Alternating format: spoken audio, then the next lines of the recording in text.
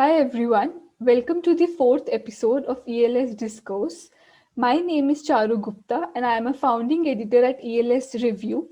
Today, I, along with Anshul Bhateja, will be talking to our guest, Mr. Anand Patwardhan. Mr. Patwardhan is an Indian filmmaker who makes documentaries on social issues and human rights issues.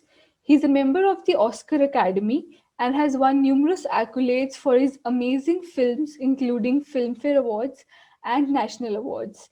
Thank you so much for joining us here today, sir. Today we are going to discuss about this idea of dissent and its intersection with law because Anand Sir has majorly worked in this area through the means of his movies which deal with issues of Hindutva ideology, secularism, rationalism, superstition, the issues of casteism, etc. He's engaged with the idea of dissent, and today when we see indiscriminate attacks on dissent and the shrinking spaces of dissent, it becomes extremely important to have a discussion, and it's brilliant and it's amazing to have Mr. Anand Patwardhan here to speak on the issue of dissent and his engagement as a documentary filmmaker with dissent and law.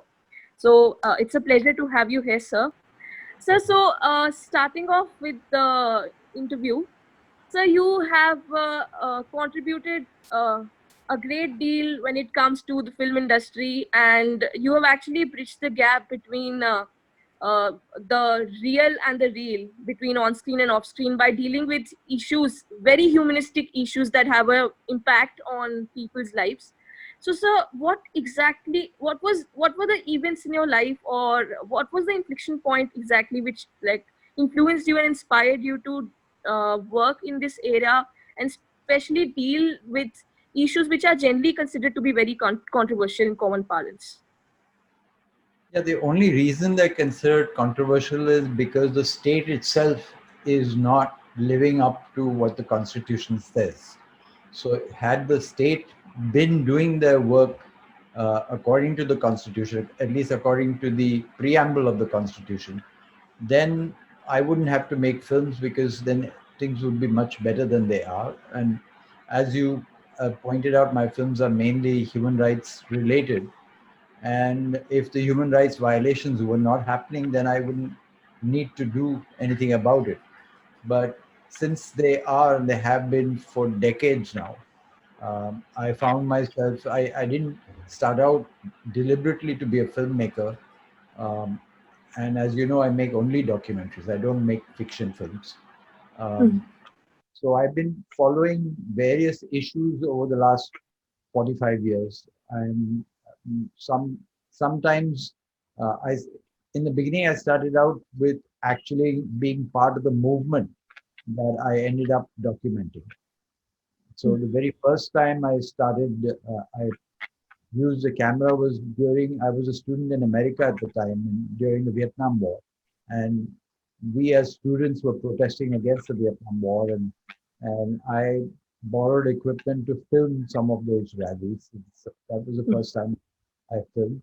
And then when I came back to India, I worked in a village project for a few years, and then joined the movement in Bihar, the student movement, again against corruption and against many social evils, as well as the role of the state, uh, and ended up making a documentary on the Bihar movement, which film went underground because an emergency was declared. During that emergency, it was not allowed to show the film at all. And then I made a film on political prisoners who had been imprisoned during the emergency, but also before the emergency and after the emergency. So that's how I slowly became a filmmaker, by trial and error. The next question, the kind of films that you make, it usually brings along a lot of issues with it, such as censorship or judicial battles. So how has your experience been with judiciary and the Central Board of Film Certification? And how do you what makes you keep going despite of these issues? Yeah, yeah. So in the beginning, when I made the first two films, prisoners of conscience, I mean, waves of revolution on the Bihar movement and prisoners of conscience during the emergency.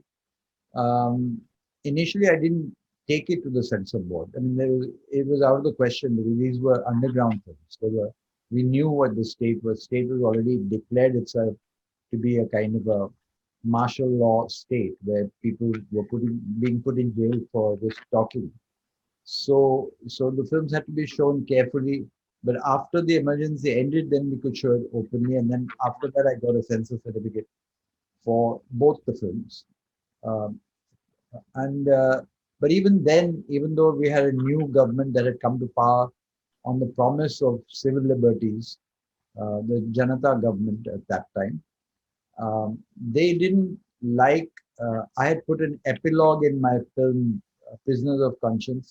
Waves of Revolution, saying that the government, the Janata government that the people were talking about in the film, was not the same as the Janata government that had come to power, and that the long-term struggle for civil liberties would continue. They didn't want that epilogue, so we fought against them. They refused to telecast it for a long time, and finally that film got telecast on Doordarshan. Then Prisoners of Conscience, again, it took some trouble with the censor board. They asked for cuts, but we fought it out, and at the revising committee stage, we managed to get the film passed without any cuts. As you know, in the censor board, there is a process within the censor board where you can appeal whatever their decisions to cut are. And the final authority within the censor system is to go to the FCAT, the appellate tribunal, which usually has a retired judge on it. So many of my films went through that process and got passed at the last stage. Then came another stage of court battles that even if a film of mine passed the censor board, that for instance, Bombay Our City was the first time we explored this court route. The film had got the censor certificate. It won a national award for best documentary because in those days the government was not trying to control every single aspect of our society like it is today. Uh, so in those days they had an independent jury which gave it the national award. So on the basis of the national award, I went to Doordarshan saying that now you should broadcast the film for the public because the government has ruled it's the best documentary in the country. But Doordarshan said it was not fit for telecast. And so we went to court saying that how can a government give it an award at the same time say it's not fit to telecast? So it means that it wants only an elite audience in the jury to watch the film, but not the general public. So we argued on the grounds of freedom of expression, my freedom of expression, and the public's right to information. We said that both were being denied. And so we won that case. It took many years in court. But I had a very good lawyer in Bombay at the time. He was in Mumbai then, P.A. Sebastian, and he fought that case. And subsequently, he fought many more cases like that. So we went to court many times, sometimes to get a censor certificate, and sometimes to get Doordarshan to telecast the films that had been already made. And in the case of Father, Son and Holy War, which is a film I made in 95, about communal violence and the relationship with sexism and macho, male-dominated psyche in our country. And that film, we won the case in the High Court. Then they went in appeal to the Supreme Court. The Supreme Court sent it back to the High Court. Then we fought another case in High Court, won that. Then again, they went in appeal to the Supreme Court. And finally, we won in the Supreme Court. So all of these films were passed or telecast without a single cut. Okay, sir. And the other interesting thing about Father, Son and Holy War was that the censor certificate that I got for that film was an adult certificate, not a universal certificate. And Doordarshan had a rule saying that we cannot show adult films. But we argued in court that just because a film has got an adult certificate doesn't mean that it's not fit for the public to see. You can telecast it after uh, children go to sleep, say after 10 o'clock at night, or something like that. Um, and what if we were making a film on, say, childbirth or on AIDS or something like that? We'd be talking about things that normally would be given an adult certificate, but it's important for the public to see it. So, um, so we won that case, but that took 10 years. Finally, we won in the Supreme Court in, I think, 1997 or something like that. So your recent movie, Reason, and many other movies as well, you've spoken about the idea of secular rationalism, and you have debunked many superstitions in your own ways. So, sir, there has always been a collusion between the state and religion, even though Article 25 calls for the state to maintain some distance from religions, but still, there has been a collusion between the state and religion. But you've been active in this field in the Congress era as well.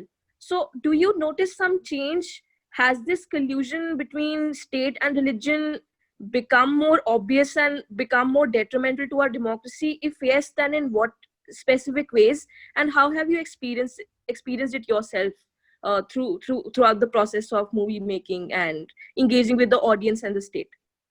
Yeah, absolutely. It's a lot worse than it was in the Congress era or any other era. I mean, I've been making films for, as I said, 45 years. So I've seen the Congress government, I've seen the United Front government, VP Singh's government, um, and all those interim short-term governments that came and went.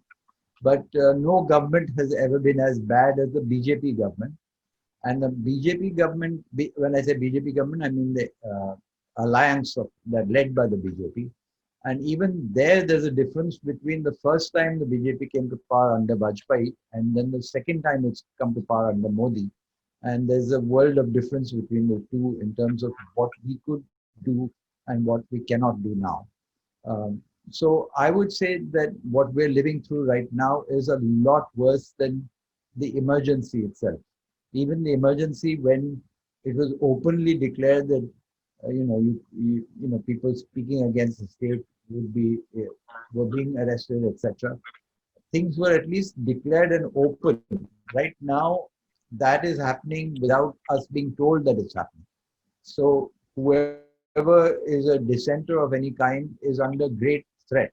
Not only great threat of going to jail, but great threat to their own lives. As you know, many people, including that's what my last film, Reason, is about partly, is about the killing of rationalists. Dr. Dabholkar, Comrade Pansare, Professor Kalburgi, and Gauri Lankesh. These are four examples of rationalists who were murdered. And to date, their killers, the real killers, have not been caught. They, even though I'm sure the government knows very well who the killers are, but they are not caught because they are protected by the state. And in fact, there were people who were in jail for attacks, and they walked out of jail, and when this new government came to power. So you see complete impunity. Apart from the killing of rationalists, there's the killing in the name of cow, in the name of beef, and all kinds of horrific things are happening. Rape, murders are happening. So we are living in very insecure times in terms of those who believe in secular democracy. That apart, I'll also point out the legal aspects. I mean, in the sense that as I described, I won so many court cases against the government, either to get a census certificate or to get my film shown on Doordarshan, which is a government-run television. And we won all of those cases. But I wanted to test the waters under this new regime. So with the film Reason, we first tested it because the film was selected to be shown at the Kerala Film Festival in 2019, I think. And although it was selected, the this was the only film that the government said could not be shown out of all the films that had been submitted. And they didn't give any reason. The last day of the festival, they kept waiting. They waited till the last day, and then they said it cannot be shown. But we went to court that very day in Kerala. Actually, the Kerala government went to court, and I went along with them in support. And we won that case in the morning, and the film was shown at night. The court gave us permission for one screening at that festival. So then at the Mumbai International Film Festival, which happened this year in February, I deliberately submitted the film knowing that they would reject it. And they duly rejected it. But then I went to court along with other filmmakers whose films had been rejected. Films that have won awards all over the world. I mean, my Reason had won the main prize at one of the most respected documentary festivals in the world in Amsterdam. And another film, Janani Juliet, had won a film at the Kerala Film Festival. These two films, we went as co-petitioners, saying that they hadn't followed any due process when they were doing selection, and they were doing backdoor censorship through the selection process. In normal times, I'm sure we would have won this case. And in the first day when we were in court, the judge was all on our side, upbraiding the government for doing this, trying to censor my films over so many decades. He knew the history. So he was telling it to the government lawyers.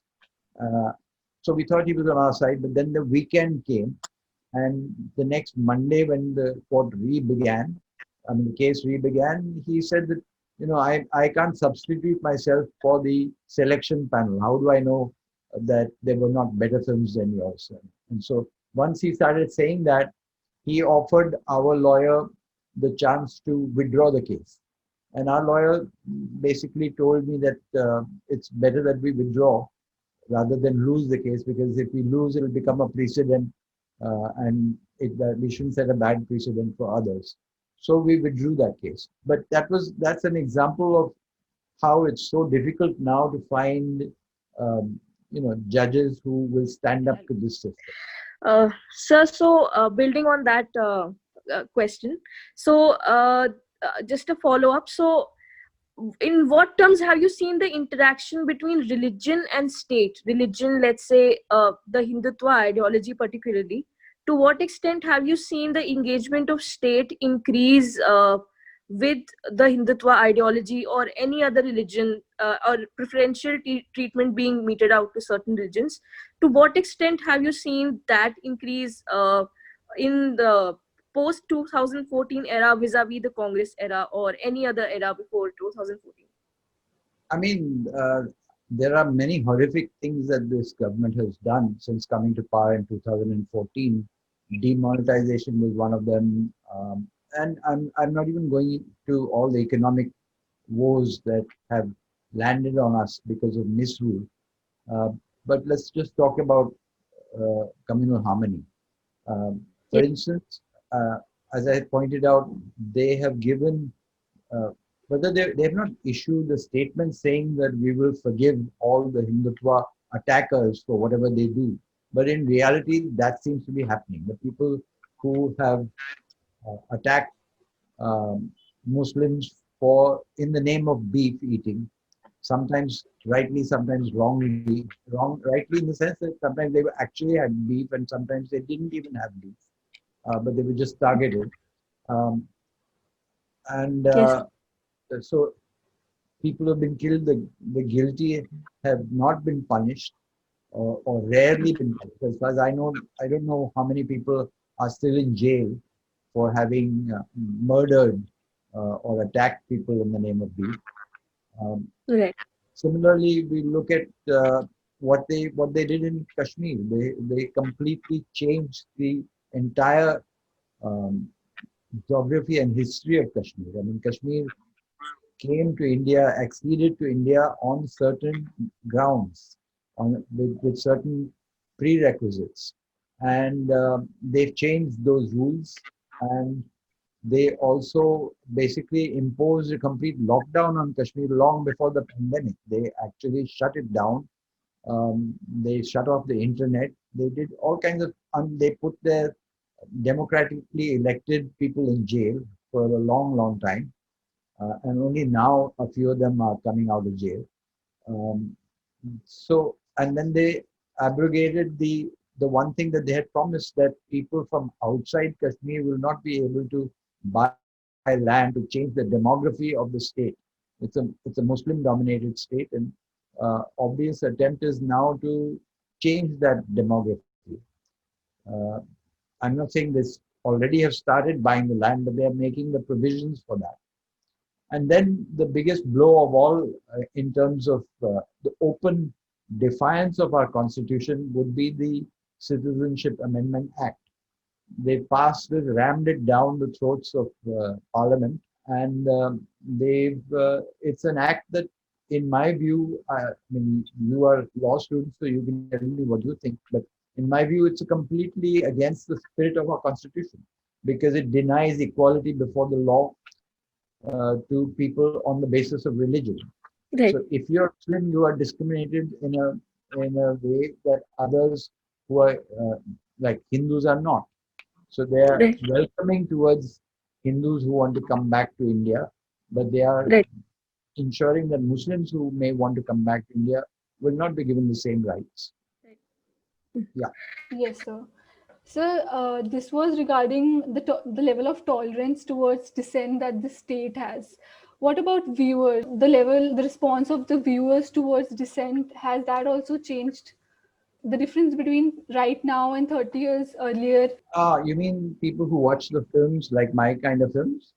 Is that what you're Yes. Yes, asking? sir. Yes, sir. The audience. There are many kinds of viewers. There are viewers who watch Arnab Goswami, and there are viewers who watch Yes. the TV, and that's a different situation. I can't Right. speak for those viewers. I think those viewers probably maybe enjoying what they see. I don't know. It's hard to believe that anybody could enjoy that.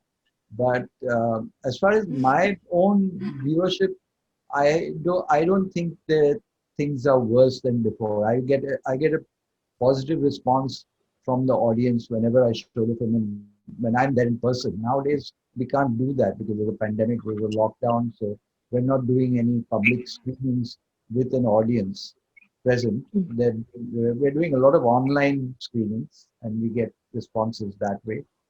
But yeah, I think that actually there is a lot of dissent in our country, plenty, much more than people imagine. But it's not visible. It's not visible because there's no big forum. I mean, for instance, even the relatively middle of the road channels like NDTV, etc., they don't call me on TV anymore. They don't, in the sense that uh, because the atmosphere is such that they don't probably want anyone with strong opinions that they will maybe feel embarrassed to air. So our presence in the national mainstream has become much smaller than before. But on places like the internet, etc., we still have viewership. It's like what we're seeing right now. For instance, there are potentially cases on filmmakers in Delhi whom the government now claims were part of the Delhi riots and uh, instigating the Delhi riots, when all they were doing was basically doing relief work uh, after the riots had happened, and they may have gone to uh, the protests against the Citizenship Amendment Act, which I also did. We did that. I went to Shaheen Bagh. I went to also we had protests in Mumbai. There were things like Shaheen Bagh all over the country, and people were voicing their protests. In Mumbai, we had a rally in which there was 1.5 lakhs of people came out in on the 19th of December against the Citizenship Amendment Act, and it was a huge, wonderful. I've never seen a rally that huge, and that happened under this regime. In fact, that is what actually probably scared them into maybe ensuring that something like the Delhi riots happened so that they could crush that form of dissent. I mean, at least Right. that's my um, allegation. I don't have proof because I don't know. I mean, I'm not there on the ground. From everything I read and everyone I speak to, it seems like that was a pre-planned uh, riot, and it Hmm. wasn't pre-planned by the protesters. Yes, sir. Right. So, as a filmmaker, you've interacted with law and law enforcement authorities at two levels. First, you have had experiences of your own with the state negotiating for negotiating with the CBFC, and then you've interacted with Jai Bhim in movies like Jai Bhim Comrade. You've interacted with minority communities yourself. So, what do you think the role of a lawyer in a post 2014 India would be, in order to enable people from various walks of life, be it a filmmaker or a Dalit, let's say, or a Muslim, let's say?